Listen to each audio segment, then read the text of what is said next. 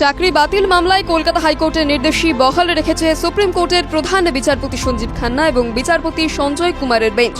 অর্থাৎ 26,000 চাকরি বাতিল হলো। শুধু চাকরি বাতিলই নয়, 2016 সাল থেকে পাওয়া বেতনও ফেরত দিতে হবে।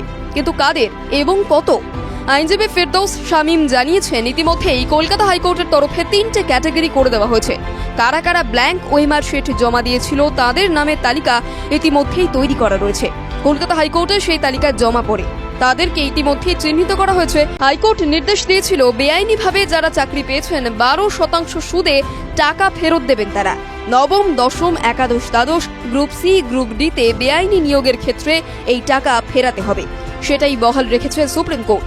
যা খবর, নবম দশমে চাকরির ক্ষেত্রে একজন 40,000-এর কম বেশি মাইনে পায়। এটা তার স্টার্টিং স্যালারি।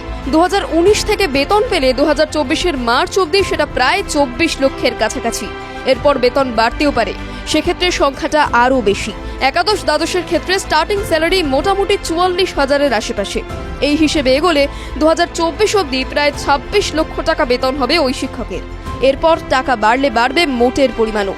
উল্লেখ্য, 2024 সাল পর্যন্তই ধরা হচ্ছে, কারণ হাইকোর্ট গত বছরেই এই মামলায় বেতন ফেরতের নির্দেশ দিয়েছিল। অর্থাৎ কয়েক লক্ষ টাকা ফেরতে হবে এই চাকরিহারাদের।